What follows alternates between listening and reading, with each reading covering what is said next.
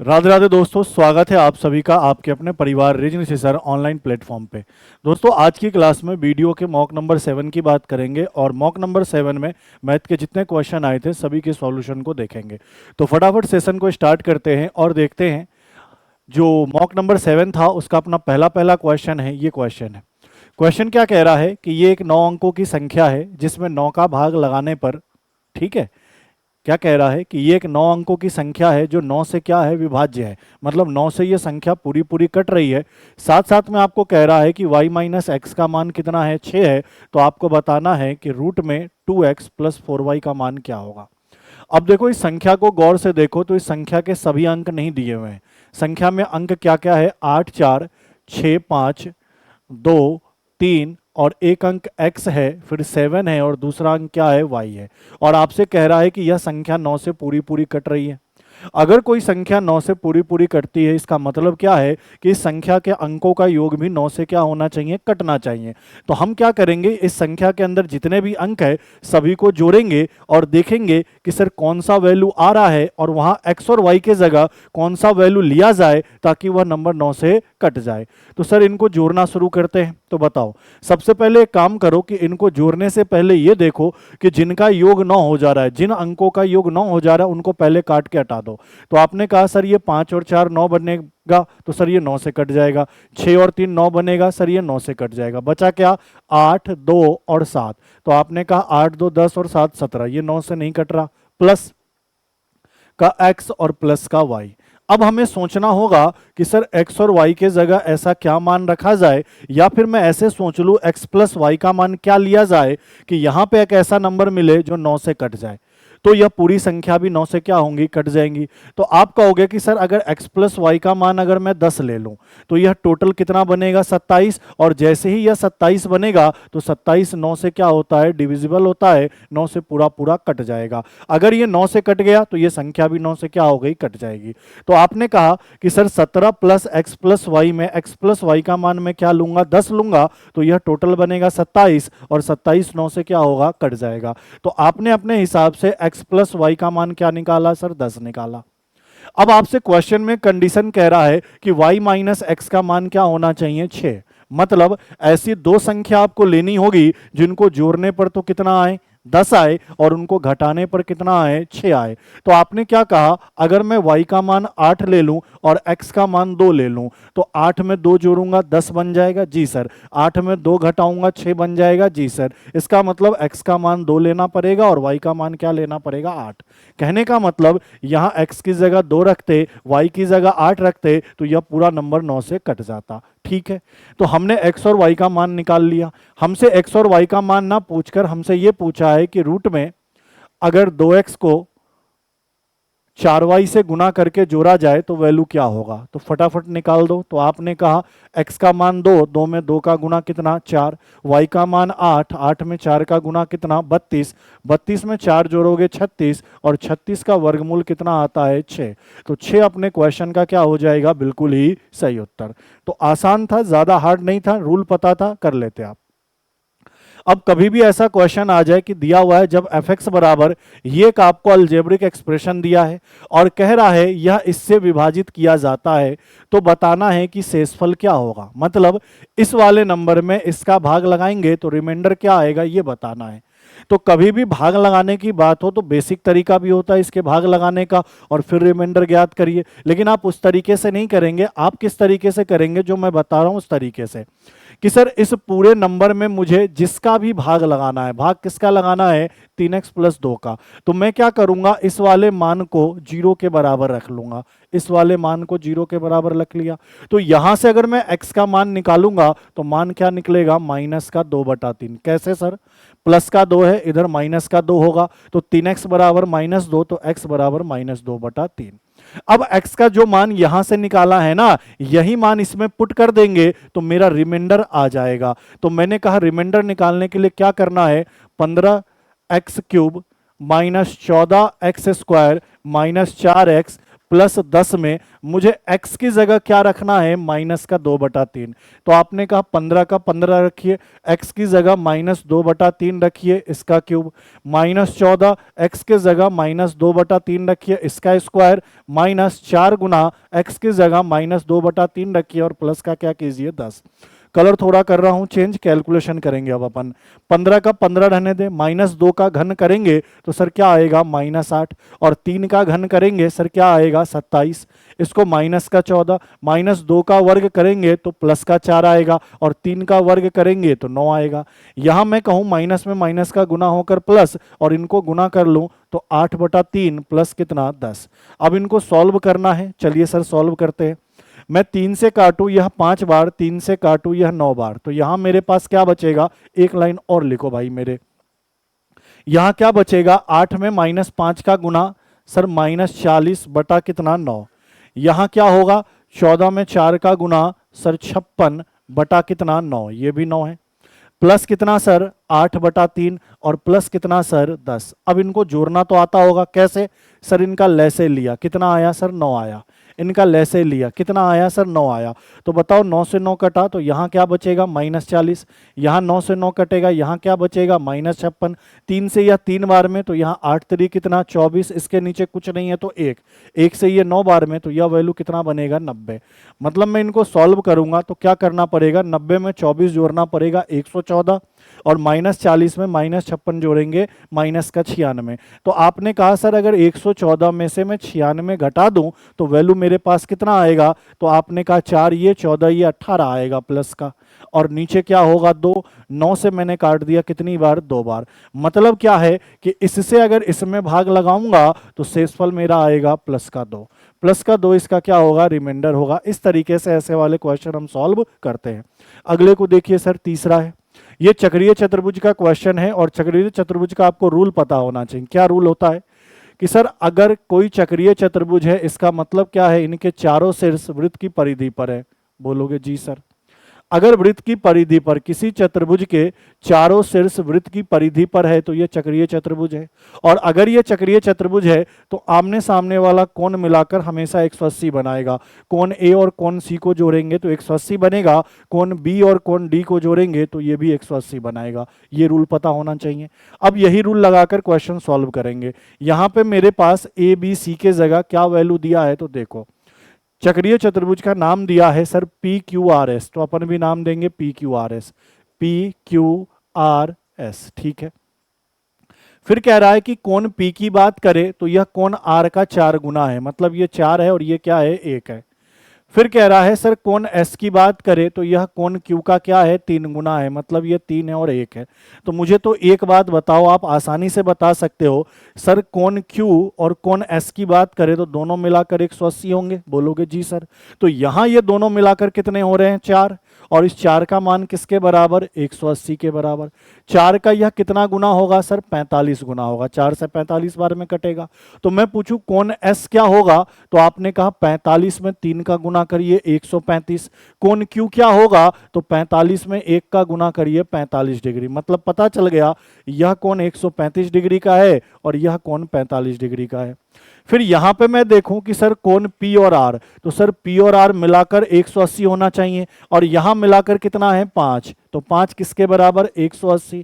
5 का कितना गुना, 36 गुना, तो इसमें 36 का गुना करूंगा 144 होगा, और यहां 36 का गुना करूंगा तो 44 होगा। पता क्या चला सर, कोण आर की बात करें तो यह 44 डिग्री है, और कोण एस की बात करें, सॉरी ये 36 है ना, क्योंकि 36 में 1 का गुना करूंगा तो 36 डिग्री होगा। तो यहां आप क्या कहोगे, सुनना मेरी बात को जरा गौर से, कि सर कोण आर की बात करें तो यह तो 36 डिग्री होगा, और कोण पी की बात करें यह 144 डिग्री होगा, तभी दोनों मिलाकर 180, दोनों मिलाकर 180।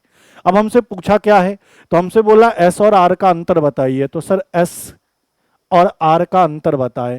कोण एस कितना है सर, 135 डिग्री है, कोण आर कितना है सर, 36 डिग्री है। यही तो कह रहा है, अंतर नहीं योग बोल रहा है, तो योग निकाल लो, तो योग कर लो। सर योग करूंगा तो 171 डिग्री आएगा, और यही अपने क्वेश्चन का क्या होगा, सही उत्तर। हमसे कहा कौन एस और आर का क्या बताए, योग, तो योग हमने निकाल दिया। अगले को देखो। अब देखो इस वाले क्वेश्चन को अगर आप ऑप्शन से करोगे तो ज्यादा बेस्ट रहेगा, नहीं तो द्विघात समीकरण बनेगा। ठीक है, क्वेश्चन क्या कह रहा है देखो, एक नाव 52 मिनट में के कुल समय में धारा के विपरीत 10 किलोमीटर जाता है और धारा की दिशा में 11 किलोमीटर जाता है। तो एक चीज का ध्यान देना, कभी भी धारा के विपरीत की बात करें ना, तो धारा के विपरीत चाल क्या लेना होता है, तो आप कहोगे नाव और धारा के चाल का अंतर। और कभी भी धारा की दिशा में चाल की बात करेगा ना, तो चाल क्या होता है, नाव और धारा के चाल का योग। ध्यान देना ये बात कि अगर नाव और धारा एक ही दिशा में है तो धारा की दिशा की बात हो रही है। वैसे केस में चाल क्या होता है, नाव और धारा को चाल को जोड़ना पड़ता है। धारा के विपरीत दिशा की बात करेंगे तो नाव और धारा के चाल को घटाते हैं तो विपरीत दिशा में चाल निकल कर आता है, ये आपको पता होना चाहिए। क्या कह रहा है, धारा की दिशा में 11 किलोमीटर की दूरी तय करता है। मतलब क्या है सर, धारा की दिशा में 11 किलोमीटर गया, धारा की विपरीत दिशा में 10 किलोमीटर आया, तो टोटल टाइम लग रहा है 52 मिनट का। बोलो हाँ या ना। मुझे पता है कि सर समय कैसे निकलता है, तो सर दूरी में चाल का भाग लगाकर। बोलोगे जी सर, ठीक है। धारा की चाल कितनी दी गई है क्वेश्चन के अंदर, 5 दी गई है, और आपसे कह रहा है कि धारा की दिशा में नाव की चाल क्या होगी। मतलब आपको जो चाल निकालना है वो किसका निकालना है, नाव प्लस धारा का, क्योंकि धारा की दिशा की चाल पूछ रही है ना, तो नाव और धारा का चाल निकालना है। ठीक है भाई, चलो अब क्वेश्चन को सॉल्व करो। देखो सर, मुझे पता है कि धारा के विपरीत, धारा के विपरीत मतलब अप स्ट्रीम लिख देता हूं। कितने किलोमीटर गया मैं, सर 10 किलोमीटर गया, तो दूरी कितने की, 10 की। अब चाल यहां क्या होता है, तो सर नाव और धारा का अंतर। तो नाव का तो मैंने बी ले लिया, धारा का क्वेश्चन में 5 दिया है तो b-5 प्लस मैं धारा की दिशा में जाऊंगा तो कितने किलोमीटर जाऊंगा, सर 11 किलोमीटर जाऊंगा। तो चाल का भाग लगाना होगा, चाल क्या होगा, नाव और धारा का योग। तो नाव का चाल मैंने बी ले लिया, धारा का 5 दिया था तो ये, और यह मिलाकर टोटल टाइम कितने मिनट का लग रहा है, 52 मिनट का। मतलब 52/60 कर दे तो सर ये वैल्यू होगा 13 बटा कितना, 15 घंटे का। यही तो कह रहा है। अब एक तरीका क्या है कि इस पूरे समीकरण को सॉल्व करिए और समीकरण को सॉल्व करके बी का मान निकालिए, तब जाकर क्वेश्चन को सॉल्व करिए। ठीक है, और इस पूरे समीकरण को आप सॉल्व करेंगे तो सर क्या होगा, द्विघात समीकरण बनेगा। लेकिन सर आप क्या लीजिए, ऑप्शन लीजिए। आप क्या लीजिए, ऑप्शन लीजिए। अब देखो ऑप्शन में क्या होगा, तो हमसे कह रहा है कि धारा की दिशा में नाव का चाल, तो ऑप्शन में जो आंसर होगा, जैसे अगर मैं 25 मानूं तो 25 किसका चाल होगा, नाव और धारा का मिलाकर। मैं 35 मानूं तो 35 किसका चाल होगा, नाव और धारा मिलाकर। मैं 30 मानूं तो 30 किसका चाल होगा, नाव और धारा मिलाकर। यही तो कहोगे, बोलोगे जी सर। तो अगर मैं ऑप्शन नंबर पहला लूं, समझना मेरी बात को, तो आप यही तो कह रहे हो कि सर नाव और धारा मिलाकर 25 होगा, और आपको क्वेश्चन में बता रखा है कि धारा की चाल 5 है, तो आप कहोगे सर नाव की चाल मैं 20 लूंगा, तभी तो दोनों जोड़कर 25 आएगा। बोलोगे जी सर। वैसे ही सेम यहां पे मैं बात करूं तो सर यहां पे मुझे धारा का चाल 5 लेना पड़ेगा, तो नाव का चाल मैं कितना लूंगा, 30 लूंगा, तभी तो दोनों मिलाकर 35 होगा। सेम चीज मैं यहां बात करूं तो मैं कहूं अगर धारा का चाल 5 है तो नाव का चाल मुझे 25 लेना पड़ेगा, तभी तो दोनों मिलाकर 30 होगा। तो ऑप्शन लेते समय भी इस चीज का ध्यान देना कि ये 25 किसका चाल है, नाव और धारा मिला कर दिया है, और हमें धारा 5 पता है तो नाव 20 होगा। यहां 35 है, धारा 5 है तो नाव 30 होगा। यहां 30 है, धारा 5 है तो नाव क्या होगा, 25 होगा। अब ऑप्शन से चेक करेंगे, जैसे पहले ऑप्शन को ले लेते हैं अपन। पहले ऑप्शन में नाव और धारा मिलाकर कितना है, 25 है, तो सर मैंने कहा 11, और नाव और धारा मिलाकर कितना, 25 प्लस यहां कितना 10, और नाव और धारा का अंतर कितना होगा, नाव और धारा का अंतर कितना होगा, सर 15 होगा। इनको मैं सॉल्व करूंगा। चलिए सर इनको सॉल्व करते हैं। बताओ 5 से 2 बार कट जाएगा, 5 से 3 बार। इनका लैसे कितना होगा, सर 75 होगा। बोलो हाँ या ना। अब इनको गुना कर दो, 25 दूना आपने क्या कहा 50, और इनको गुना किया आपने क्या कहा 33, और इनको जोड़ रहे हो तो आपने कहा ऊपर 83 आएगा, नीचे 75 घंटे आएगा, जबकि हमें क्या लाना है 13/15। मतलब सर ये ऑप्शन हो ही नहीं सकता, ये ऑप्शन अपना नहीं हो सकता। तो अपन अब दूसरा ऑप्शन चेक कर लेते हैं। मैंने कहा 10 धारा की विपरीत दिशा में, तो धारा की विपरीत दिशा का चाल क्या होगा, दोनों का अंतर, दोनों का अंतर कितना 25, प्लस धारा की दिशा में 11, और चाल क्या होगा, तो दोनों का योग, कहने का मतलब 35। सॉल्व करोगे सर 5 से 2 बार, 5 से कितनी बार, 5 बार। सर इनका लैसे क्या ले सकते हैं, तो या तो इनका लैसे कितना होगा सर 35 होगा। 5 से कितनी बार काटा, 7 बार, 7 में 2 का गुना कितना 14, यहाँ कितना 11। सर इनको जोड़ूंगा तो 25/35 आएगा, और थोड़ा सा सरल भी कर दूंगा तो सर 5/7 आएगा, जबकि लाना कितना है सर थोड़ा सा सरल कर दूंगा तो यह कितना आएगा सर 5/7 आएगा घंटे, जबकि लाना कितना है 13/15, मतलब ये भी ऑप्शन नहीं हो सकता। तो अगले को चेक करो, अगले को चेक करो सर 10 और धारा के विपरीत में चाल क्या होगा, तो दोनों का अंतर कितना 20, धारा की दिशा में 11 किलोमीटर और चाल क्या होगा, दोनों का योग 30। इनको सॉल्व करो सर, इनका लेस है कितना होगा 60, 20 से 3 बार तो यह 10 या 30, 30 से 2 बार तो 11 दूनी 22। तो आपने कहा सर ये 52/60 हो रहा है, और 52/60 को काटेंगे तो सर 13/15 घंटे आएंगे, और हमें लाना भी 13/15 घंटे था। तो अपना ऑप्शन नंबर सी क्वेश्चन का होगा सही उत्तर ये वाला भाई। ऑप्शन अपना क्या है, सही है। ऑप्शन नंबर सी क्वेश्चन का क्या है, बिल्कुल सही उत्तर। अब देखो ये चीज लिखने की जरूरत नहीं थी, मैं डायरेक्ट ऑप्शन उठाता और इस तरीके से कैलकुलेशन कर लेता 3 बार, या फिर ये नहीं होता तो चौथा, टोटल 4 बार में जो जिससे ऑप्शन में ये मैच खा जाता वही मेरा क्या होता, आंसर होता। नहीं तो यहां से आप बेसिक सरल करके द्विघात समीकरण बनाइए और बी का मान ला सकते थे। ठीक है भाई, चलिए अगले क्वेश्चन को देखते हैं, क्वेश्चन नंबर 5। अब देखो क्या कह रहा है, एम एन केंद्र ओ वाला एक वृत्त का क्या है, व्यास है। फिर कह रहा पी और एस एम एन के दोनों ओर और वृत्त की परिधि पर दो बिंदु इस प्रकार है कि पी एम एन 50 है, एम एन एस 35 है। तो आपको पी एम एस और पी एन एस का बीच का अंतर बताना है। तो देखो क्वेश्चन क्या कह रहा है, एक सर्कल है, ठीक है, इसका केंद्र ओ है, ठीक है, इसका व्यास एम एन है, ये भी कहा, ठीक है सर लीजिए। फिर कह रहा है इसके दोनों तरफ पॉइंट लेना है, इधर पॉइंट क्या लेना है सर, पी लेना है, और इधर पॉइंट क्या लेना है, एस लेना है, ले लिया आपने। फिर क्या कह रहा है कि सर पी एम और एन ये वाला कोण कितना डिग्री है सर, 50 डिग्री है, यही तो लिखा है। फिर क्या कह रहा है, एम एन और एस ये वाला कोण कितना डिग्री है सर, 35 डिग्री है। बोलोगे जी सर। पूछ क्या रहा है, तो सर पूछ रहा है P M S, P M S मतलब ये पूरा कोण पूछना चाह रहा है। देखो भाई ये पूरा कोण, ठीक है। फिर क्या पूछ रहा है, तो अगले को देखो, अगला आपसे पूछ रहा है P N S, P N S मतलब ये पूरा कोण, ये कंप्लीट कोण, ये कंप्लीट कोण और इस कंप्लीट कोण के बीच का आपसे क्या पूछ रहा है, अंतर पूछ रहा है, ठीक है। तो सर रूल यहां पे क्या चलेगा, तो रूल एक सिंपल सा चलेगा कि किसी वृत्त के व्यास द्वारा परिधि पर जो हमेशा कोण बनता है, हमेशा कितने डिग्री का बनता है, 90 डिग्री का। तो सर ये वृत्त का व्यास है और वृत्त के व्यास से परिधि पर जो कोण बना है ये हमेशा कितने डिग्री का कोण बनता है, 90 डिग्री का। तो सर ये भी व्यास है, तो इस साइड परिधि पर यहां कोण बना है तो यह कितने डिग्री का, 90 डिग्री का। तो ध्यान देना, किसी भी वृत्त के व्यास पे परिधि पर, किसी भी वृत्त के व्यास से परिधि पर बना कोण हमेशा क्या होता है, समकोण। तो भाई मेरे अब एक बात बताओ, एक एक करके बताओ कि सर मुझे इस वाले त्रिभुज की बात करूं तो ये कोण 50 है, ये कोण 90 है, तो इसको 40 रखना पड़ेगा, तभी तो तीनों कोण मिलाकर 180 होगा। बोलोगे जी सर। सर मैं इस वाले त्रिभुज की बात करूं, एम एन एस की बात करूं, सर ये 90 है, ये 55 है, और हमें पता है त्रिभुज के तीनों कोणों का योग 180, तो इसको 55 रखना पड़ेगा, तभी तो ये तीनों मिलाकर कितने बनेंगे, 180 बनेंगे। अब हमसे क्या पूछ रहा है, तो हमसे तो ये पूछ रहा है कि कोण पी एम एस माइनस कोण पी एन एस। तो सर पी एम एस मतलब ये कंप्लीट कोण कितना है, तो 50 और 55 कितना, 105 degree. Sir P N S ये कंप्लीट कोण कितना है सर, 40 और 35 75 डिग्री, और इन दोनों को जब मैं घटाऊंगा तो वैल्यू कितना आएगा, 30 डिग्री। और यही अपने क्वेश्चन का क्या होगा भैया, सही उत्तर। क्लियर है भाई। चलिए आसान था, ज्यादा हार्ड नहीं था। अगले को देखो। अब देखो ये 6ठा नंबर क्वेश्चन क्या कह रहा है, दो सकेंद्रिक वृत्तों के बीच घिरे हुए एक वृत्ताकार पथ की आंतरिक परिधि, देखो ये आंतरिक परिधि है। तो सकेंद्रीय वृत्त कैसा होता है, पढ़ा रखा है कि सर ऐसे दो वृत्त जिसका केंद्र क्या हो, सेम हो, ये सकेंद्रीय वृत्त है, मतलब दोनों का केंद्र क्या है, सेम है।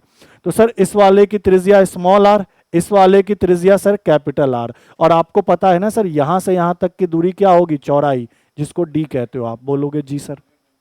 अब देखो हमसे कह रहा है सर ये अंदर अंदर वाले का परिधि ये दिया है 264, तो सर अंदर वाले का परिधि क्या होगा, वृत्त की परिधि क्या होती है, 2 पाई आर, ये पढ़ाया आपने, लेकिन मैंने कैलकुलेशन के लिए क्या पढ़ाया है, 44/7 आर।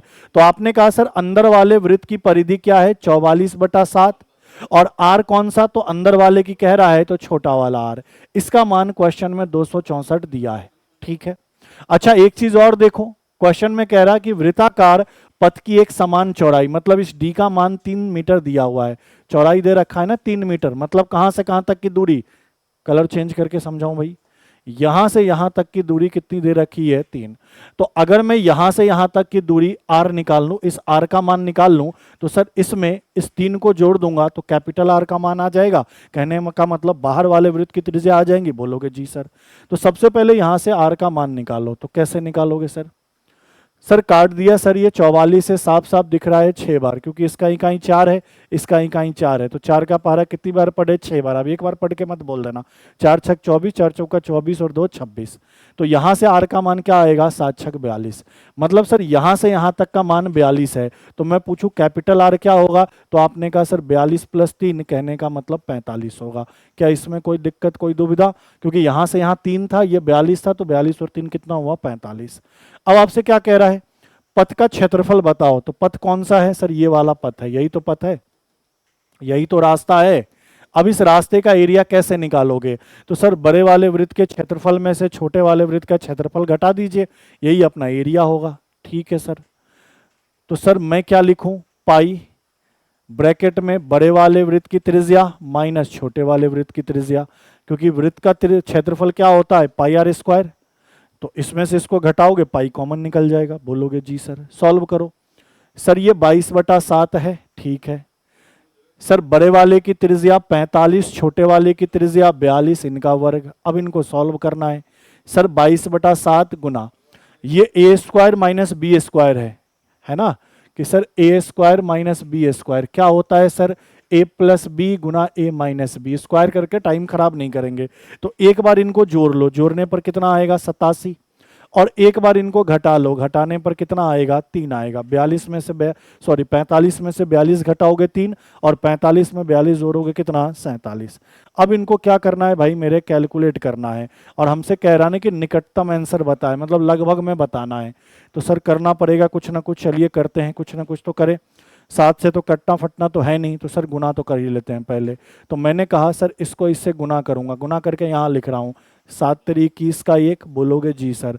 8 तिरी 24, 24 और 2 कितना? 26। कोई दिक्कत है? 7 तिरी 21 1 हासिल 2, 8 तिरी 24 2 26।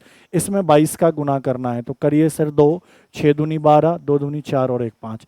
वापस 22 का गुना करोगे तो 2 2 और ये 5 होगा सर। ये 2, ये 4, ये 7 और ये कितना? 5। तो आपने कहा 5 7 4 2। इसमें भाग किसका लगाना है? 7 का, तो 7 का लगाओ। 7 8 56, 1 और 4, 7 दूनी 14, 2 में भाग लगेगा नहीं, तो 0 उतारोगे, तो लगभग कितनी बार में कटेगा? 820 दशमलव कुछ। तो आपने कहा सही उत्तर क्या होगा? ऑप्शन नंबर बी 820, क्योंकि हमें निकटतम वैल्यू बताना था।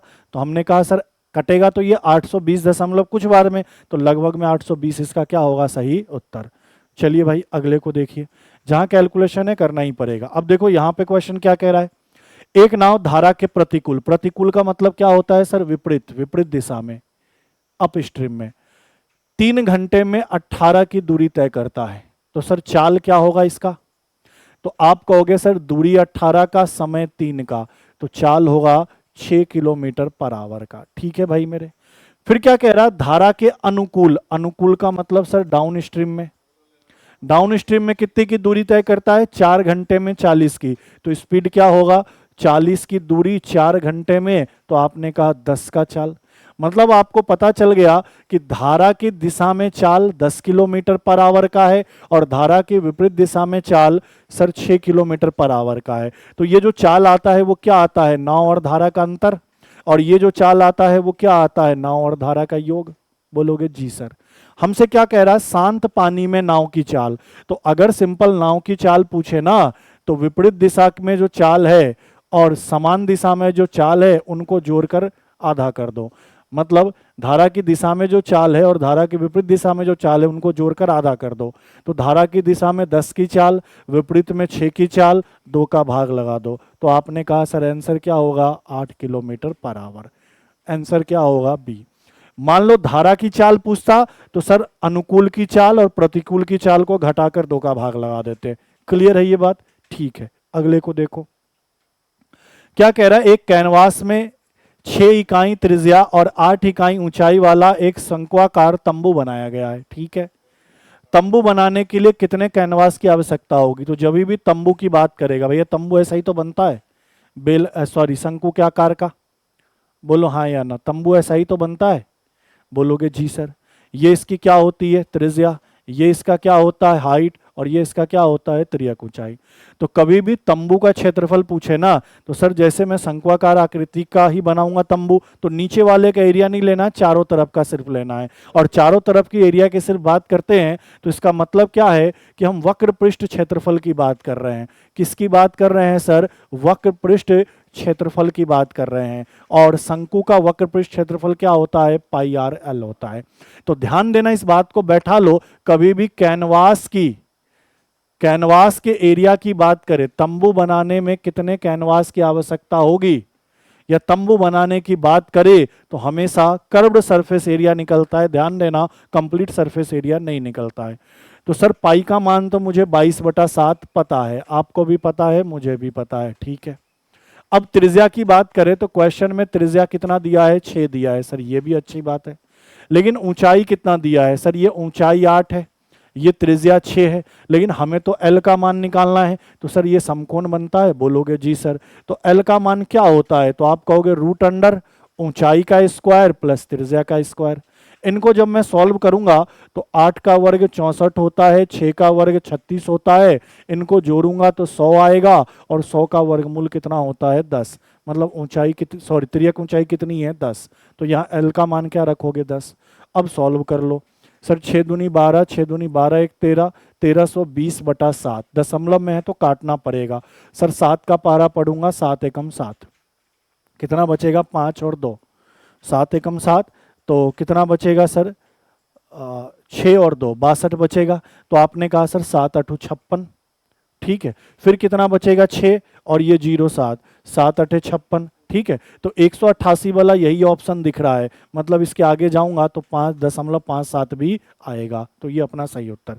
मैंने काटा 7 एकम 7, 6 बचा, फिर ये 2 62, फिर 7 8 56, बोलोगे जी सर। फिर 6 बचा और ये 0, फिर 7 8 56, तो 188 वाला एक ही ऑप्शन दिख रहा था, तो आगे दशमलव के बाद काटने की जरूरत नहीं है, यही अपना सही उत्तर होगा। अगले को देखो भाई, क्या कह रहा है? एक दुकानदार अपने माल का क्रय मूल्य 35% अधिक मूल्य पर अंकित करता है, ठीक है, ठीक है। फिर क्या कह रहा है? वह उसको कुछ छूट देता है, और यदि वह 14% का लाभ अर्जित करना चाहता हो तो छूट क्या होगा, ये आपको बताना है। तो देखो क्वेश्चन में कहना क्या चाह रहा है, दुकानदार क्रय मूल्य क्या करता है? 35% अधिक अंकित करता है, सॉरी मूल्य क्या करता है? क्रय मूल्य से 35% अधिक अंकित करता है। तो मान लिया कि आपने क्रय मूल्य 100 रहा होगा, तो 35% अधिक कहने का मतलब 135 अंकित किया होगा। अंकित का मतलब अंकित मूल्य, लिखा हुआ मूल्य, कि 100 में खरीदा था, 35% बढ़ाकर लिख दिया। फिर कह रहा है सर 14% का लाभ हुआ, तो मुझे एक बात बताओ, खरीदा 100 में था, 14 का लाभ हुआ, तो बेचा कितने में होगा? 114 में। क्योंकि प्रॉफिट और लॉस की बात तो हम क्रय मूल्य के साथ ही करेंगे, क्रय मूल्य विक्रय मूल्य होगा तभी प्रॉफिट लॉस का पता चलेगा। तो सुनना मेरी बात को, क्रय मूल्य से 35% बढ़ा दिया तो अंकित मूल्य 135, क्रय मूल्य में 14% का लाभ लेकर बेचा होगा तो सर विक्रय मूल्य कितना? 114। हमसे पूछ रहा है, छूट की बात कर रहा है, तो छूट के लिए हमें अंकित मूल्य और विक्रय मूल्य को देखना होता है। तो बताओ भैया यहाँ कितने के रुपए का छूट है? 21 रुपए का। 135 की वस्तु, किसी वस्तु पे 135 लिखा है, लेकिन आपको बेच 114 में रहा है, तो 21 का छूट है। तो आपने कहा सर डिस्काउंट परसेंट क्या होगा? 21 का छूट 135 के अंकित मूल्य पर गुना किसका? 100 का।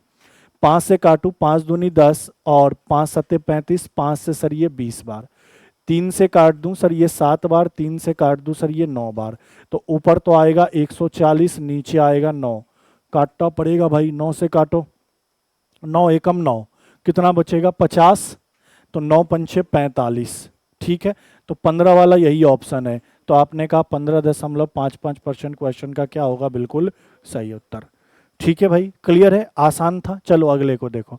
और मैंने पहले भी कहा है ना कि हो सकता है जब पेपर देने बैठो तो स्टार्टिंग के क्वेश्चन थोड़े टफ हो, लेकिन बाद वाले क्या होंगे? इजी होंगे। तो उसको तरीके से देख लेना कि कौन सा पहले अटेम्प्ट करे, कौन सा बाद में। क्या कह रहा है? एक्स वाई जेड का औसत 52 है, एक्स और वाई का औसत 48 है, वाई और जेड का औसत 60 है, तो वाई का मान क्या होगा? तो मुझे एक बात बताओ, सर एक्स वाई जेड मतलब इन तीन संख्याओं का औसत 52 है, तो टोटल क्या होगा? तो आप कहोगे 52 में 3 का गुना। सर ये 6, ये 5, ये 15, टोटल क्या होगा इनका? 156।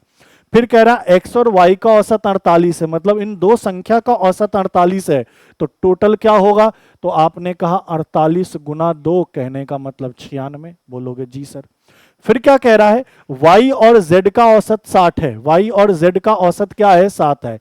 तो आपने कहा सर टोटल क्या होगा? तो आपने कहा 60 में 2 का गुना कितना? 120 होगा। बोलो ये बात क्लियर है? बोलोगे जी सर।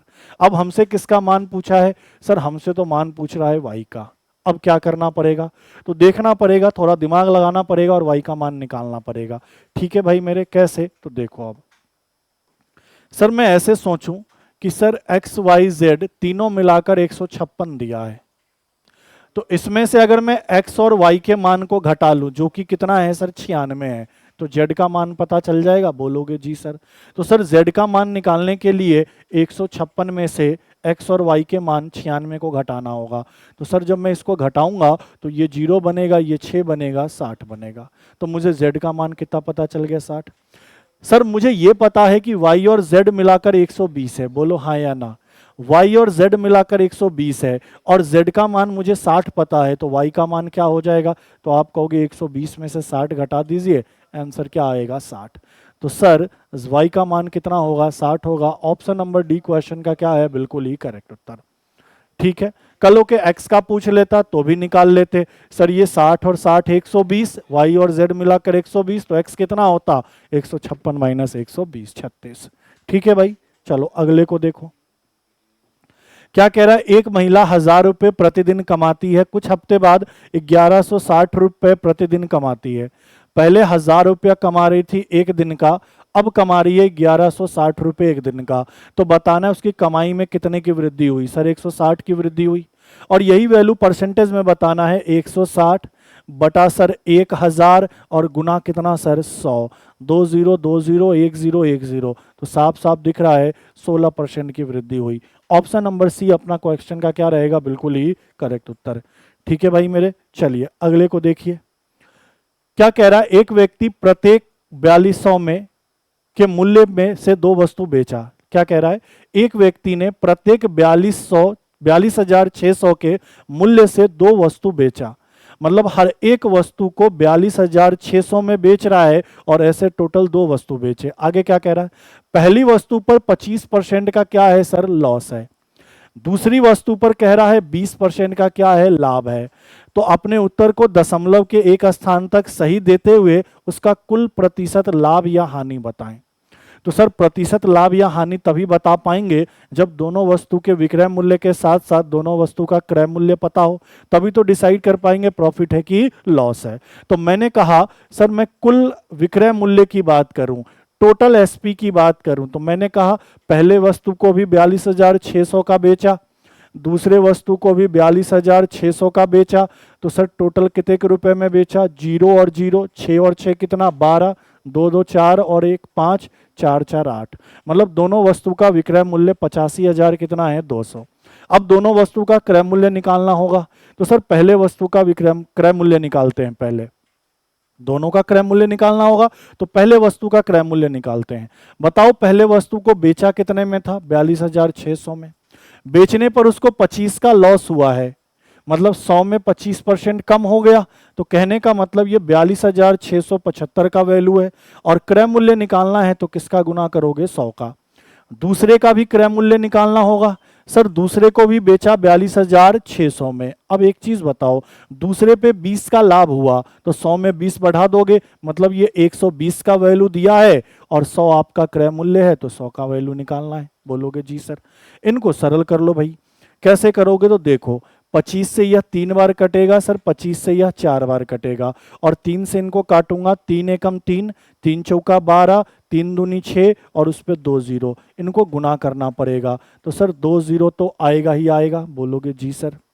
फिर 4 से गुना किया, 4 दूनी 8, 4 से गुना किया, 4 चौका 16, 4 और 1 कितना? 5। क्रय मूल्य कितना था? 56,800। इसका क्रय मूल्य निकालना है। सर 20 से ये 6 बार, 20 से सर ये 5 बार। अब 6 से मैं इसको काटूंगा तो मैंने कहा 6 सत्ते 42 और 6 एकम 6, ठीक है, और 2 जीरो। तो सर इनको गुना करूंगा तो 2 जीरो तो आएगा ही आएगा। फिर 5 एकम 5 और 7 पंचे कितना, 35, ठीक है। तो इसका क्रय मूल्य आया 35,500, इसका क्रय मूल्य आया 56,800। तो टोटल क्रय मूल्य कितने का हुआ सर, 0 0 8 5 13, यह 12, 8 और 1 कितना, 9। मतलब दोनों ही वस्तु को खरीदा था 92,300 में और बेचा है 85,200 में। तो बताओ जितने में खरीदा था ना उससे कम में बेच रहा है, तो प्रॉफिट है कि लॉस है सर, लॉस है। कितने का लॉस है तो घटाना पड़ेगा, तो घटाओ, 2 जीरो तो आएगा ही आएगा। 3 में से 2 घटाओगे सर कितना आएगा, 1 आएगा। और यहाँ 1 हासिल दोगे 12, 12 में से 5 घटाओगे सर 7 आएगा। 7100 रुपये का क्या हुआ, लॉस हुआ। तो लॉस हुआ तो लॉस परसेंट निकलेगा, तो यहाँ निकाल देते हैं भाई मेरे, क्योंकि क्वेश्चन में कैलकुलेशन है। 7100 का लॉस हुआ, क्रय मूल्य कितना है 92300 का, और गुना किसका करना होगा सर, 100 का। सर सीधी सी बात है, ये 2 जीरो से 2 जीरो कट जाएगा। अब मुझे क्या करना है, इस 7100 में 923 का भाग लगाना है। तो मैं सोचूंगा 923 से यह वैल्यू कितनी बार में कट जाएगा, बस ये अंदाजा लगाना है। तो अगर ये 900 होता तो 9 सत्ते 63 और 9 अट्ठे 72 होता। अगर ये 923 की जगह 900 होता तो 9 सत्ते 63 और 9 अट्ठे 72 होता, तब तो सर ये 7 बार में कटता। लेकिन सर ये 900 से ज्यादा है तो सर फिर भी ये 7 बार में ही कटेगा। मतलब वही ऑप्शन होगा जिसकी शुरुआत कहां से हुई, 7 से। तो सर शुरुआत यहां 8 से, यहां 8 से, यहां 7 से, तो ये लाभ है तो हो नहीं सकता है, हानि वाला सही होगा। मतलब आंसर कितना आएगा, 7.7%। ठीक है, बस अंदाजा लगाना था, अंदाजा लगाकर आप क्वेश्चन का आंसर बता पाते। तो कई बार क्या होता है, पेपर में आपको पूरा पूरा कैलकुलेशन नहीं करना, आप चीजों को बस कैलकुलेट करने का तरीका बढ़िया बना लोगे तो आसानी से कर लोगे। अगले को देखो, कह रहा है एक ठोस लंबीय वृत्तीय बेलन की ऊंचाई और आधार की त्रिज्या का योगफल 46 है। किसकी बात कर रहा है सर, बेलन की बात कर रहा है। बेलन की ऊंचाई और त्रिज्या को मिलाकर 46 है। आगे कह रहा है ठोस बेलन का संपूर्ण पृष्ठ क्षेत्रफल कितना है सर, 6072 है। तो बेलन का आयतन बताओ। तो देखो सर दिया क्या है सर, टोटल सरफेस एरिया कितना दिया है सर, 6072 दिया है। ठीक है भाई, टोटल सरफेस एरिया क्या हमने पढ़ा है बेलन का, 2 पाई आर गुना एच प्लस आर बराबर कितना, 6072, यही तो पढ़ा है भाई मेरे। एक चीज और बता दो, एक चीज और बता दो, हमसे इनका मान तो 46 पहले से दे रखा है। बोलोगे जी सर, सर जरा और सॉल्व करते हैं, ये 2 का 2 रहने दे, पाई को 22/7 लिखे, आर को आर लिखे, और इस पूरे का मान मुझे 46 क्वेश्चन में दिया हुआ है, बराबर 6072।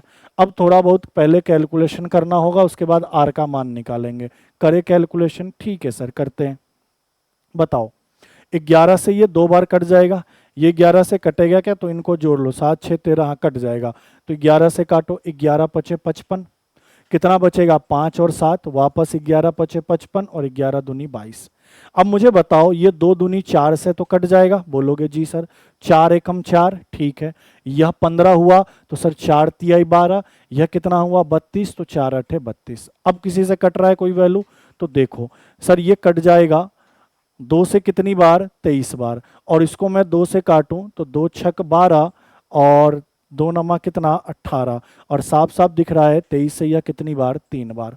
तो सर ऊपर तो त्रिज्या बचेगा, नीचे ये 7 भाग में तो इधर गुना में होगा, तो त्रिज्या कितना होगा, 3 गुना 7 21 सेंटीमीटर क्या होगा अपना त्रिज्या होगा। लेकिन हमसे त्रिज्या ने पूछ के बेलन का आयतन पूछा है। सर आयतन क्या होता है, पाई आर स्क्वायर एच, तो पाई का पाई रहने दो, त्रिज्या मेरे पास 21 है तो 21 का वर्ग, और h कितना होगा, तो आप सबको पता है कि h और r मिलाकर 46 है। r का मान अगर 21 है तो h का मान कितना रखना पड़ेगा, 25, तभी तो 21 और 25 मिलकर 46 होगा।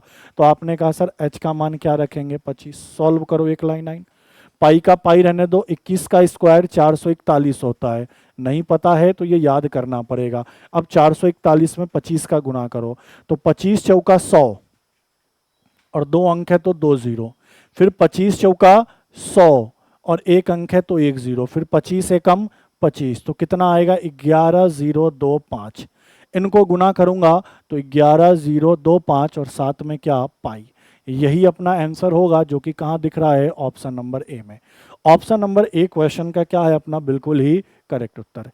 ठीक है भाई मेरे, तो कैलकुलेशन जहां है वहां करना ही पड़ेगा। अब देखो क्या कह रहा है, आयत की लंबाई 12% बढ़ा दो, चौड़ाई में 8% कम कर दो, तो सर क्षेत्रफल पे क्या प्रभाव पड़ेगा। तो सर आयत का क्षेत्रफल के लिए क्या करते हैं, एक बार लंबाई लेते हैं और एक बार चौड़ाई लेते हैं। ठीक है सर। अब सर हमें टोटल प्रभाव चाहिए परसेंटेज में, तो हमेशा ये वाला वैल्यू फॉर्मूला यूज करो, a+b+ab/100। जब 2% डेटा दिया हो और उसका ओवरऑल प्रतिशत में वैल्यू निकालना हो तो ये किया करो। बस ध्यान दिया करो, अगर वृद्धि है तो प्लस लेना, कमी है तो माइनस, ये लिख ही देता हूं, plus minus plus minus plus minus. बढ़ रहा है तो चिन्ह प्लस का, घट रहा है तो माइनस का। तो सर लंबाई की बात करें तो लंबाई को मैंने ए लिया, तो लंबाई 12 बढ़ रहा है तो 12 प्लस का। चौड़ाई की बात करें, चौड़ाई घट रहा है तो 8 माइनस का, प्लस 12 गुना माइनस का 8 और बटा कितना 100।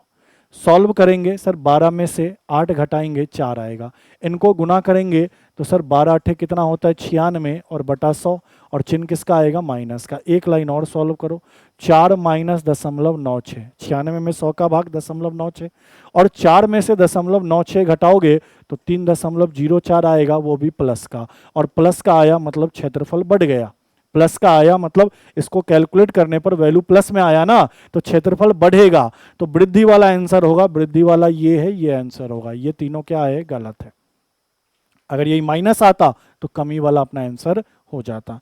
तो प्लस माइनस बस ये बताता है कि वैल्यू बढ़ रहा है या घट रहा है, बढ़ रहा है प्लस, घट रहा है माइनस, ये ध्यान रखेंगे आप। अगले को देखो क्या कह रहा है, एक निश्चित धनराशि पर 8 वर्ष में 21% वार्षिक दर से अर्जित साधारण ब्याज का उसी धनराशि पर 21 वर्ष में समान दर से अर्जित साधारण ब्याज का अनुपात क्या होगा। भाई देखो, पहले कह रहा 8 वर्ष का ब्याज निकालो 21 की दर से, फिर कह रहा इसी दर से 21 वर्ष का ब्याज निकालो और दोनों का रेशियो बताओ। तो भैया मुझे बताओ सर, पहले का ब्याज और बाद के ब्याज का मुझे रेशियो बताना है। तो मैंने ब्याज प्रतिशत में निकालने का तरीका क्या बोला था कि समय और दर का गुना कर दो। तो सर पहले का ब्याज क्या होगा, 8 गुना 21। ठीक है सर, दूसरे का ब्याज क्या होगा, तो दूसरे का दर भी 21 ही रहेगा, लेकिन समय भी कितने का, 21 का, हाँ या ना। क्योंकि ऐसा ही निकालने का तरीका प्रतिशत में क्या है, R/T%। बोलोगे जी सर। साधारण ब्याज जैसे मैं बोलूं 1 साल का 21%, तो 8 साल का ब्याज कितना, 21 गुना 8, तो वही लिख दिया। 1 साल का 21%, तो 21 साल का कितना, 21 गुना 21। बताओ इनको सरल कर लो सर, 21 से 21 कट जाएगा तो रेशियो वही आएगा 8:21, और हमसे यही पूछा दोनों के ब्याज का रेशियो, तो आंसर क्या होगा 8:21। 21 8 मत लगा देना, क्योंकि हमसे सीधा पूछ रहा है अर्जित साधारण ब्याज का अनुपात, तो पहले वाले का वैल्यू पहले, बाद वाला का वैल्यू बाद में। चलो अगले को देखो 16। क्या कह रहा है, एक धनराशि वार्षिक रूप से चक्रवृद्धि होने वाले चक्रवृद्धि ब्याज पर 4 वर्षों के बाद इतना और 6 वर्षों के बाद इतना हो जाता है, तो धनराशि का आधा निकालो। तो देखो क्वेश्चन क्या कह रहा है कि कोई मूलधन था कितने साल में, सर 4 साल में कितना हो गया, 11,880 हो गया, और कह रहा है 6 साल में, तो यहां से यहां 6 साल, तो यहां से यहां कितने साल ले ले, 2 साल, और 2 साल में कितना हो गया 17,820। समझ गए ना कि कोई मूलधन था कितने का पता नहीं है, 4 साल बाद 11,880 का मिश्रधन मिलेगा, और इसी मूलधन पर 4 और 2 6 साल बाद इतना मिश्रधन मिलेगा। तो मैं कहूंगा सर मिश्रधन क्या होगा, मूलधन प्लस ब्याज, मतलब इस वाले में 4 साल का ब्याज होगा। सर यहां से यहां देखा जाए तो इस वाले में 6 साल का ब्याज होगा, लेकिन यहां से यहां देखा जाए तो सर इस पर 2 साल का ही तो ब्याज मिल रहा है। बोलोगे जी सर, 2 साल का ब्याज इस पर मिल रहा है, तो इसको मूलधन की तरह काम में ले लो, इसको मिश्रधन की तरह काम में ले लो। सर मूलधन कितना 11,880 और मिश्रधन कितना 17,820, कितने साल का भाई मेरे, 2 साल का, क्योंकि इस 2 साल की बात कर रहे हैं। थोड़ा काटा पीटी करना पड़ेगा सर, ये 0 से 0 कटेगा, डेटा सारा सही लिखा है ना, ठीक है। अब किससे कट जाएगा, 4 से कट जाएगा, ये 2 से कट जाएगा, 8 1 9 7 9, 9 से सबसे पहले कटेगा। देखो 9 एकम 9, बोलोगे जी सर, कितना बचा 28, तो 9 3 27 और 9 दूनी 18, इसको 9 से काटे। सर 9 एकम 9, कितना बचेगा सर? तो 8 और 8 88, 9 नमा 81, कितना बचेगा सर? 7 और 2 9 8 72। ठीक है भाई। अब और देखो, और किससे कट जाएगा? अब सर ये 4 से कट जाएगा, बिल्कुल सर 4 से कट जाएगा। 4 तिया 12, 4 तियाई 12, इसको 4 से काटूं, 4 चौका 16 और 3 8, 4 से तो नहीं कटेगा, 2 से कट जाएगा, 3 2 5 1 6, ये कितना आया था? 198 आया था। 8 1 8 1 9, 3 से कट जाएगा, 3 चौका 12, 3 चौका 12, 3 से काटो, 3 छक 18, 3 छक 18। अब देखो भैया सीधा सीधा दिख रहा है, 22 से 2 बार और 22 से 3 बार। बोलो हाँ या ना? मतलब क्या है, इन दोनों का जब रेशियो लिया ना तो सर 2 साल का आया कितना? 2:3। अब यही लिख रहा हूं यहां पे कि मूलधन और मेजधन का रेशियो 2 साल का मुझे कितना मिला? 2 और 3। अब हम क्या करेंगे सर?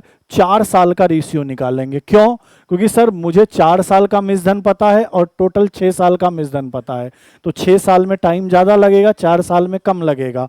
तो सर 2 साल का पता है, 4 साल का रेशियो निकालना है, ये 2 गुना हुआ तो इसका घात 2 कर दो, 2 का वर्ग कितना? 4 और 3 का वर्ग कितना? 9। तो ये 4 साल का रेशियो आ गया मूलधन मिसधन का। और क्वेश्चन में इसी 9 का वैल्यू कितना दिया हुआ है? 11,880। तो सर 9 से काटेंगे, 9 एकम 9, बोलो अभी अभी इसको यही तो काटा था, 3 2 0। तो सर ये कितना होगा मूलधन? 1320 का गुना, तो गुना करो सर, ये 80 और 13 चौका कितना? 52। 5280 क्या होगा? अपना मूलधन होगा। लेकिन क्वेश्चन में मूलधन नहीं पूछा, मूलधन का आधा पूछा। तो सर मूलधन कितना है? 5280 है, इसका आधा करेंगे तो 2 से काटेंगे, 2 दूनी 4, 2 छक 12 और ये 4 और ये 0, 2640 अपने क्वेश्चन का क्या होगा? सही उत्तर। हमसे मूलधन नहीं पूछा था, मूलधन का क्या पूछा था? आधा। तो समझ गए कैसे करना है? यहां से यहां 4 साल का ब्याज, यहां से यहां 2 साल का ब्याज, तो इस 2 साल के लिए ये मूलधन ये मिसधन रेशियो ले लिया, 2 साल का आ गया। अब हमें 4 साल का मिसधन पता है, 6 साल का पता है, तो जितना ज्यादा समय होगा टाइम उतना खराब होगा, तो कम वाले पे जाओ, 4 साल का। कैसे निकालोगे? 2 से 4 जाने के लिए 2 का 2 गुना करेंगे, 4 आएगा, मतलब जो भी रेशियो उसके ऊपर घात 2 लगाओ, तो 2 लगाया, 2 का वर्ग 4, 3 का वर्ग 9। इस 9 का वैल्यू ये दिया है, तो 9 से काटा 1320 बार में, यहां काट ही रखा था इसलिए डायरेक्ट लिख दिया। तो मूलधन क्या होगा? 4 गुना 1320, 5280। सिर्फ मूलधन पूछता तो 5280, लेकिन हमसे उसका आधा पूछा तो आधा करके आंसर लगाया। ठीक है भाई मेरे, चलिए अगले को देखिए क्या कह रहा है। एबीसी किसी व्यवसाय में 75,500 की धनराशि लगाकर स्वीकार करते हैं। ए बी से 3500 ज्यादा, बी सी से 4500 ज्यादा, और कुल लाभ कितने का है? 45,300 का। तो ए का हिस्सा क्या होगा? तो सर पहले 3 लोग हैं, ए है, बी है और सी है। मैं मान लेता हूं सी अगर एक्स लेता होगा तो सर बी सी से 4500 ज्यादा, कहने का मतलब x प्लस 4500 लेता होगा, और ए बी से 3500 ज्यादा, तो इसमें 3500 और जोड़ेंगे तो सर 4500 और 3500 कितना बनेगा? 8000। मतलब सर ए का हिस्सा ये है, बी का हिस्सा ये है, सी का हिस्सा ये है, और क्वेश्चन में तीनों का मिलाकर हिस्सा कितना दिया है? 75,500। बोलोगे जी सर। तो यहां से थोड़ा सा कैलकुलेशन करेंगे, कर लेते हैं सर। एक्स एक्स और एक्स, 3x सर, 8000 और 4500, 12,500 प्लस का इधर माइनस का हो जाएगा, तो आपने कहा सर 75,500 में से 12,500 घटाते हैं, तो मैं कहूं कि सर 3x बराबर कितना आएगा? तो आपने कहा सर 63,000 आएगा। नहीं, 500 से 500 गया, 75 में 12 घटाया 63, तो x का मान कितना आएगा? तो आपने कहा सर 21,000 आएगा। सर x का मान 21,000 आया, तो अब मुझे क्या क्या पता चल गया? सुनना मेरी बात को भाई गौर से, मुझे क्या क्या पता चल गया? तो सर मुझे पता चल गया, यहीं लिख रहा हूं, यहीं लिख रहा हूं सर, ए का, बी का और सी का हिस्सा। ए का हिस्सा क्या होगा? x में 8,000 जोड़ देंगे, 21 में 8,000 जोड़ देंगे सर 29,000, रेशियो ले लो क्योंकि बाद में लाभ भी निकालना है। बी का हिस्सा क्या हो जाएगा? सर 21,000 में 45,000 जोड़ देंगे तो 25,500। बोलोगे जी सर। और सी का हिस्सा क्या था? एक्स था, तो एक्स का मान 21,000। इनका रेशियो ले लो भाई, इनका रेशियो ले लो। सर ये 2 0, ये 2 0, ये 2 0 कट गया, बोलोगे जी सर। अब किससे कट रहा है सर? 5 से। मैं काटूंगा 5 का पहारा 5 बार 25 और 5 अठे कितना 40। मैं काटूंगा 5 का पहारा 25, 5 एकम 5। मैं काटूंगा 5 का पहारा 4 बार और 5 का पहारा 2 बार। तो मैंने कहा सर इनके हिस्से का रेशियो 58, 51, 42 होगा। जबकि कह रहा है ना कि कुल लाभ कितना है 45,300 का। समय की कोई चर्चा करा ही नहीं क्वेश्चन में, मतलब समय सबके लिए सेम है। तो सर जो पूंजी होगा वही लाभ होगा, जो पूंजी होगा वही क्या होगा? लाभ होगा। मुझसे किसका हिस्सा पूछा है? ए का। तो सर यहां लिख देता हूं ए का हिस्सा। बताओ सर ए का हिस्सा कितना है? 58 है, तो 58 लिखो। टोटल कितने में से? तो सबको जोड़ना पड़ेगा। तो भैया जोड़ो कैसे? 58 और 42 जोड़ोगे तो सर 60, 100 हो जाएगा, और 100 में 51 जोड़ोगे तो सर 151 हो जाएगा। 151 में से, और क्वेश्चन में टोटल वैल्यू कितना है? 45,300। तो सर 151 का ये साफ साफ दिख रहा है, यहाँ 3 का गुना करेंगे तभी तो कहीं पे 3 आएगा। सर ये 3 गुना होगा, बोलो हाँ या ना? 3, 5 3 15, 3 और 1 कितना? 4। तो 58 का 300 में गुना कर दो, तो गुना करो 8 3 24, 5 3 15 और 2 17, और उस पर 2 0। ए का हिस्सा होगा 17,400, जो कि ऑप्शन नंबर क्या है सर? सी है। ठीक है, तो कैलकुलेशन इसमें बिल्कुल नहीं था, आसान था, ज्यादा हार्ड नहीं था।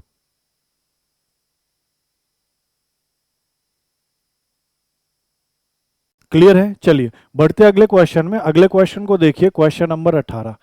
क्या कह रहा है क्वेश्चन? तो एक बार पढ़ लो। क्वेश्चन हमसे सिंपल क्या कह रहा है कि 8200 रुपए की राशि को एबीसी में इस प्रकार विभाजित किया जाता है कि ए को बी से 500 अधिक मिलता है, सी को ए से 300 अधिक मिलता है, तो सी का हिस्सा क्या होगा? मतलब क्या कह रहा है? 3 है, एक ए है, दूसरा बी है, और तीसरा क्या है? सी है। इसमें मुझे 8200 को विभाजित करना है। क्वेश्चन में कहा कि ए को बी से कितना ज्यादा मिलता है? सर 500 ज्यादा मिलता है। फिर क्वेश्चन में कहा कि सी को ए से कितना ज्यादा मिलता है? सर 300 ज्यादा मिलता है। यही तो कह रहा है हमसे, बोलोगे जी सर। मैं मान लेता हूं कि बी को एक्स मिला होगा, तो ए को कितना मिला होगा? X plus 500। और सी को क्या मिला होगा? ए से 300 ज्यादा, तो सी को क्या मिला होगा? X plus 800। बोलोगे जी सर। और मुझसे कहा गया यही तीनों मिलाकर टोटल कितना बनता है सर? 8200। बोलो क्लियर है ये बात? ठीक है, चलो अब आगे देखो। इनको मैं सॉल्व कर लूं तो x, x और x, तो मैंने कहा टोटल 3x प्लस 800 और 500 कितना हो गया सर? 1300। किसके बराबर होगा? 8200 के बराबर। तो यहां से अगर मैं 3x का मान निकालूं तो मैं यही कहूंगा 8200 में से 1300 क्या करिए? कम करिए। सर अगर मैं 1000 कम करता, सुनो मेरी बात को, अगर मैं 1000 कम करता तो ये 7200 होता। 300 और कम कर दूंगा तो ये कितना हो जाएगा? 6900। मैंने 3 से इसको काटा, कितनी बार ये वैल्यू कटेगा? तो मैंने कहा 2 बार, 3 बार, और ये 2 बार 0। तो मैंने कहा सर x का मान कितना होगा? 2300 होगा। अगर x का मान 2300 होगा, हमसे किसका मान पूछ रहा है सर? सी का हिस्सा पूछ रहा है। तो सर सी का हिस्सा क्या है? x plus 800। तो मैंने कहा x का मान 2300 है। इस 2300 में अगर मैं 800 जोड़ दूंगा तो 800 और 2300 कितना हो जाएगा सर? 3100। और 3100 ऑप्शन नंबर सी अपने क्वेश्चन का क्या होगा? बिल्कुल ही करेक्ट उत्तर। क्लियर है ये बात? चलिए अगले क्वेश्चन को देखिए, क्वेश्चन नंबर 19। क्या कह रहा है? ए किसी काम को 5 दिन में कर सकता है, बी उस काम को 10 दिन में कर सकता है। ए से प्रारंभ करके यदि ए और बी बारी बारी से एकांतर रूप से काम करते हैं तो काम कितने दिन में समाप्त होंगे?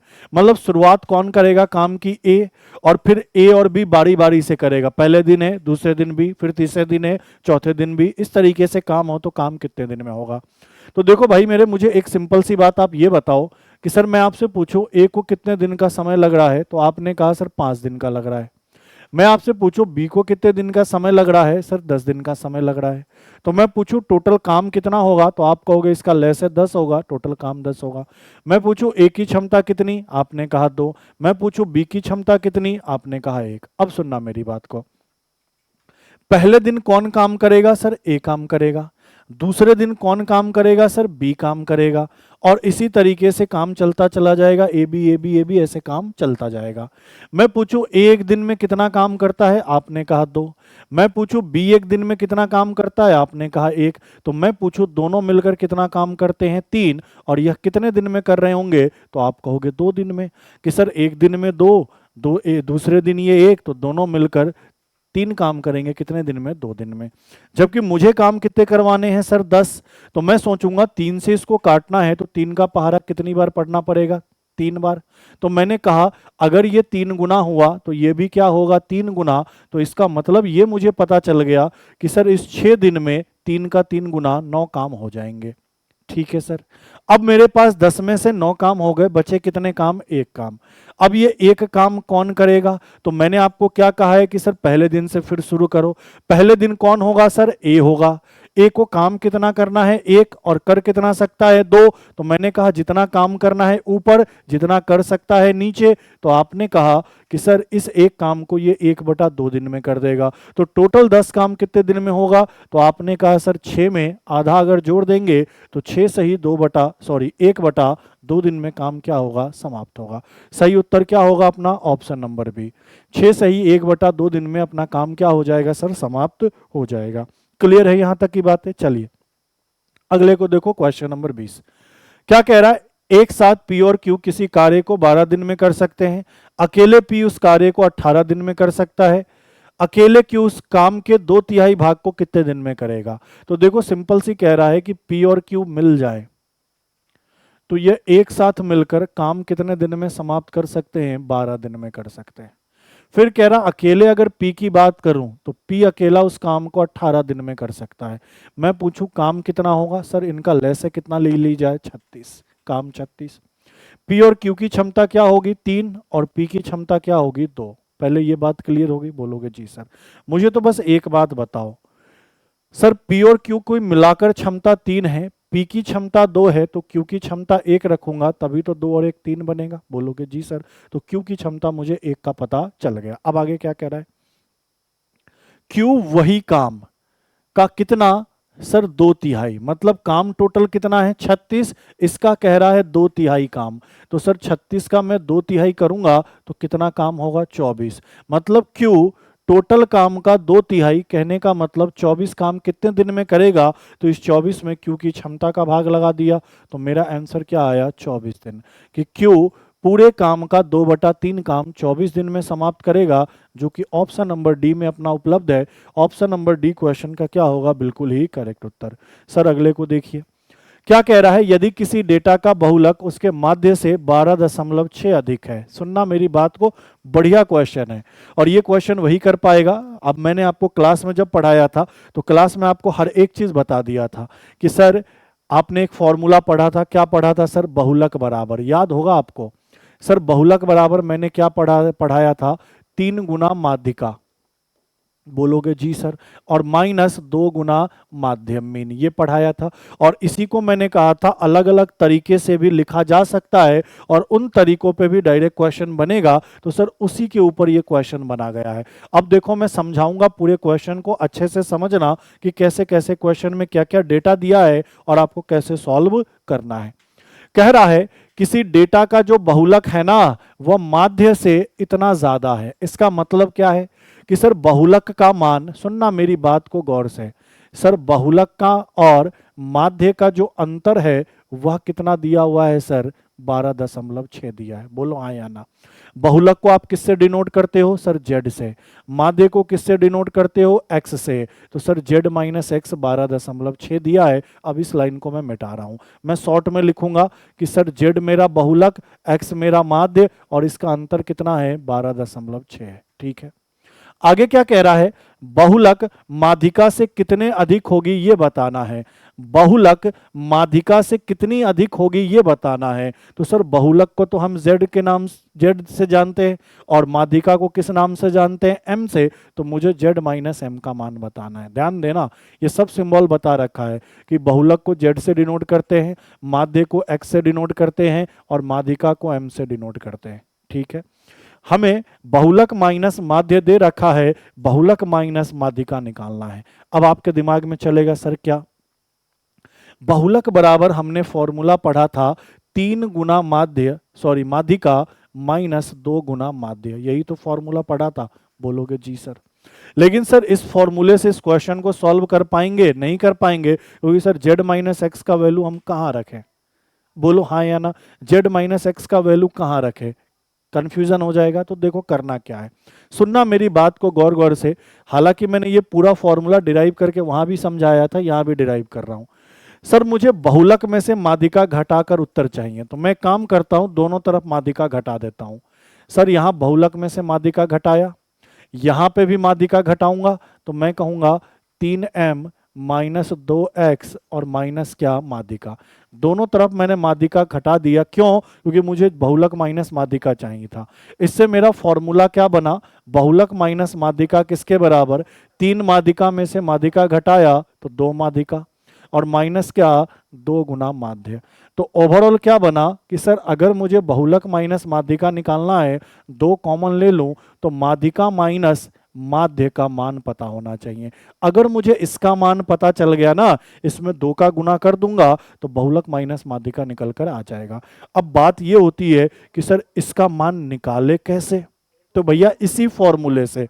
कैसे भाई, तो जरा देखो, आपको पता है कि बहुलक बराबर 3 गुना माध्य माध्यिका और 2 गुना माध्य होता है। बोलोगे जी सर। हमें क्या निकालना है सर, माध्यिका और बहुलक का माध्यिका और माध्य का अंतर, माध्यिका और माध्य का अंतर। तो मैं काम करता हूं सर, दोनों तरफ से माध्य घटा देता हूं। ठीक है, इधर मैंने माध्य घटा दिया, मैंने यहां पे भी क्या किया, माध्य घटा दिया, दोनों तरफ से माध्य घटा दिया।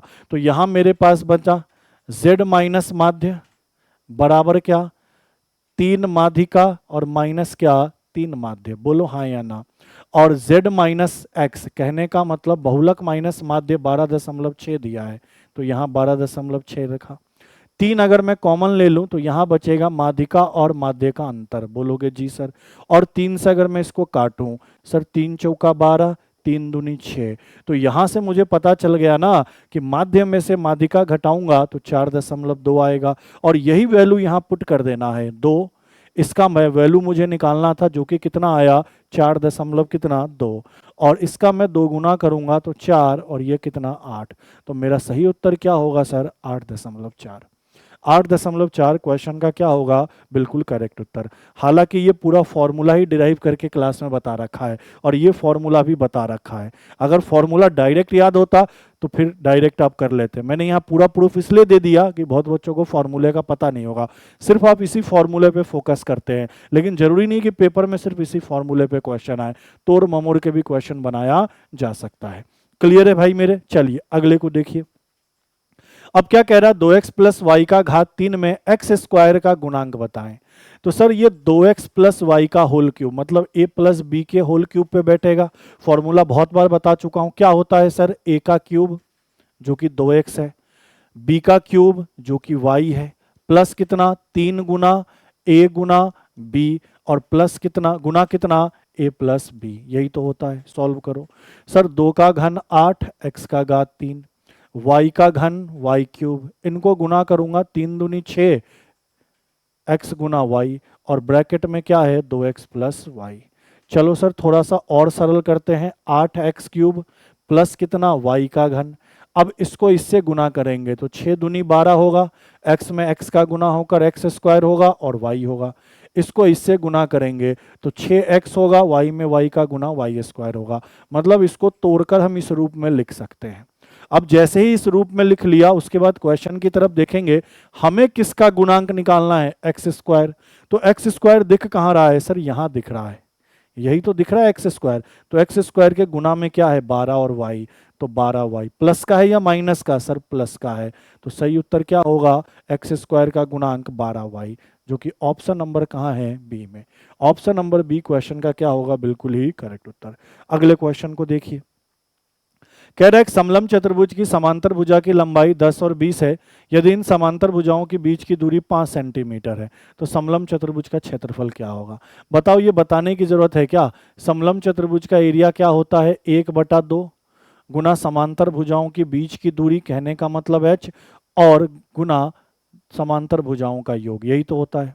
ठीक है सर, 1/2 क्या कह रहा है, समांतर भुजा की लंबाई तो 10 और 20 है, और इनकी बीच की दूरी कितनी है सर, 5 है, तो h का मान कितना आया 5।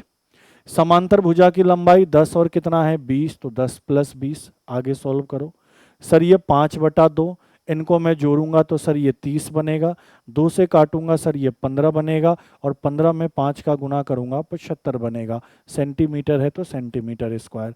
ऑप्शन नंबर सी अपने क्वेश्चन का क्या होगा, बिल्कुल ही करेक्ट उत्तर। तो मैं बार बार बोलता हूं कि आप जब मॉक लगाएंगे ना, तो आपको स्टार्टिंग में हो सकता है क्वेश्चन हार्ड लगे, तो आपको जो क्वेश्चन में टाइम लगने वाला है पहले उसको छोड़ दो, वो पहले क्वेश्चन सारे उठाओ जो इजी इजी वे में हो जाए, फिर उसके बाद जब उस पर जाओगे ना तो टाइम भी होगा और कॉन्फिडेंस भी अच्छा रहेगा। जैसे अब इस वाले क्वेश्चन का क्या करना है, एचसीएफ निकालना है, बहुपद है और इसका एचसीएफ निकालना है। तो कैसे निकालोगे, देखो सर, एक पद है मेरे पास एक्स स्क्वायर माइनस 4, और दूसरा पद है मेरे पास X square minus X minus 6।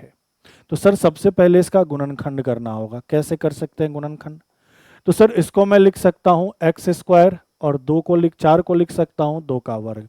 तो ए स्क्वायर माइनस बी स्क्वायर का फॉर्मूला क्या होता है सर, ए प्लस बी गुना ए माइनस बी। ठीक है भाई मेरे, अब इसका गुणनखंड करना है तो मैं कैसे करूंगा, मैं देखूंगा कि एक्स स्क्वायर के बगल में कितना है, 1 से इस वाले में गुना करूंगा। तो मैंने क्या कहा भैया, 1 से मैं -6 में गुना करूंगा तो -6 आएगा। अब इस -6 को इस तरीके से तोड़ना है कि गुना करने पे तो -6 आ जाए, जोड़ने घटाने पर माइनस का 1 आ जाए, क्योंकि x के बगल में यहाँ कुछ नहीं है तो 1 है। ठीक है, कि गुना करने पर तो -6 आ जाए, जोड़ने घटाने पर माइनस का 1 आ जाए।